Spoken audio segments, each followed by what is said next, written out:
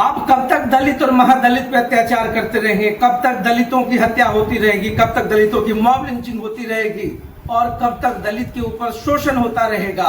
यह मैं नहीं कह रहा हूं, ये पूर्णिया के सांसद पप्पू यादव का आवाज है। उन्होंने कहा कि अगर इसी तरीके से दलित और महादलित के ऊपर अत्याचार होते रहे तो एक दिन आएगा कि पूरे बिहार को बंद करा दिया जाएगा। शोषण बढ़ गया, दलितों पर, अत्यंत पिछड़ों पर शोषण बढ़ गया। सर क्या लग रहा है? पेट के लिए 15 आदमी ने मारा है, 4 आदमी की आप औपचारिकता निभाए हैं। आपको 50-50 लाख रुपया परिवार को देना चाहिए, नहीं दिए हैं। एसपीडी ट्रायल नहीं हो पा रही है, कैसे इस जुल्म को हम बर्दाश्त कर लेंगे? बार बार दलितों पर ही ये हमारे दलित संगठन और अत्यंत पिछड़ा संगठन को लेकर हमारे जो लीडर है आज़ाद, और जो नगर नौसा की जो आज़ादी की लड़ाई है और दलितों की आज़ादी की लड़ाई, ये जो जाति पूछ करके माँ को 100 माँ को पीटा है नगर नौसा में, दलित को, शाह को, चौधरी को, यादव को, 40 बच्चों को जेल भेज दिया है, लड़की को जेल भेज दिया है। सर न्याय क्या किया जाएगा? सर राष्ट्रीय मानवाधिकार से मिलेंगे, गवर्नर से मिलेंगे, बिहार बंद करेंगे सर। बिहार शरीफ में आयोजित दलितों के मार्च में पूर्णिया के सांसद पप्पू यादव शामिल होने पहुंचे थे। राजगीर के झुनकिया देव मंदिर के समीप हुए मॉब लिंचिंग में 2 युवकों की मौत के बाद बिहार और नालंदा की राजनीति थोड़ी सी गरमाई हुई है। आज इतनी गर्माहट थी, ऊपर से गर्मी थी, बावजूद इसके दलित न्याय मार्च में सैकड़ों लोग शामिल हुए। बाहर से भी नेता आए, पटना से भी नेता आए। अमर आजाद पासवान के नेतृत्व में बहुत सारे युवाओं की टोली जो है बिहार शरीफ के श्रम कल्याण से होते हुए कलेक्टेरिएट तक पहुंची, जहां उन्होंने ज्ञापन सौंपा है। पप्पू यादव ने कहा कि स्पीडी ट्रायल चलाना चाहिए था और मुआवजे की राशि कम से कम 50 लाख होनी चाहिए थी। 15 लोगों ने मिलकर मारा है, तो ऐसे में 4 लोगों की गिरफ्तारी करके प्रशासन अपनी पीठ थपथपा रही है। जब तक सभी की गिरफ्तारी नहीं हो जाती है और जब तक स्पीडी ट्रायल चलाकर सभी को सजा नहीं मिल जाता है, तब तक पप्पू यादव शांत नहीं बैठे। और इधर देखिए, ये पूरा जो हुजूम था, युवाओं का हुजूम था, दलित और महादलित तमाम अति पिछड़े वर्ग के लोग जो है इस पूरे मार्च में शामिल हुए। हम लोग सरकार से निष्पक्ष जांच की मांग है। जितने भी लंबित केस हैं यहाँ SC/ST का, वो सभी पर निष्पक्ष सरकार जांच करके हम लोग को दो, यही हमारी मांग है। मगर राजगीर में तो न्याय मिला ना, जो आरोपी थे वो गिरफ्तार किए गए। अभी आरोपी मात्र 4 गिरफ्तार हुए हैं, बाकी क्यों नहीं गिरफ्तार किया गया अभी तक?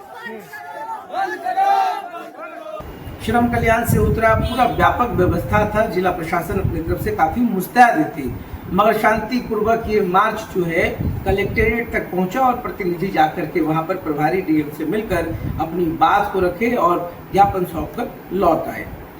झुनकिया बाबा मंदिर में क्या हुआ?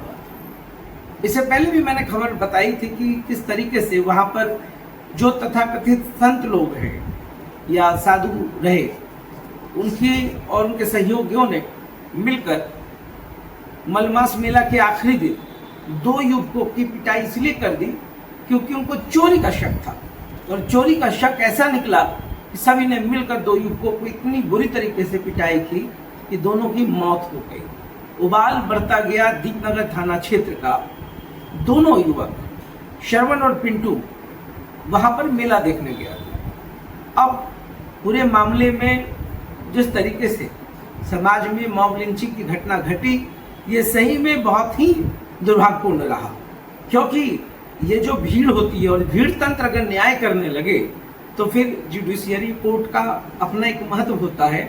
फिर आप ही न्याय करेंगे तो ऐसे कैसे चलेगा? अगर उसने चोरी भी की थी तो आपको पुलिस के हवाले करना चाहिए था। ये भीड़ तंत्र जो है, जिसकी आंखों में खून है, उसको लगता है कि हमने बस जो काम किया बहुत सराहनीय काम किया, मगर इसकी पूरे कार्रवाई में जो सबसे बड़ी परेशानी या सबसे बड़ा सवाल है कि क्या न्याय भीड़ करेगी? क्या भीड़ तंत्र को यह अधिकार है किसी का जान ले ले? 2 युवकों की जान चली गई।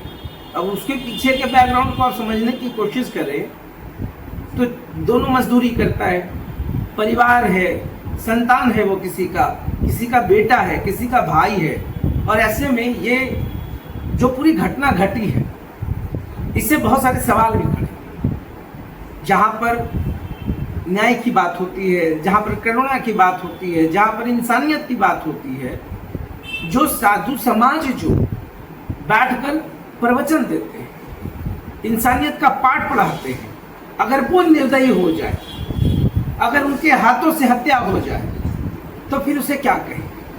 सवाल यहाँ पर है। साधु के वेश में ये जो कुकृत्य हुआ, एक राक्षसी कुकृत्य कहा जा सकता है इसको। इंसानियत तो कतई नहीं थी, पूरा ह्यूमन एंगल गोल था सर। 15 लोगों ने मिलकर पीटा, सीसीटीवी फुटेज है।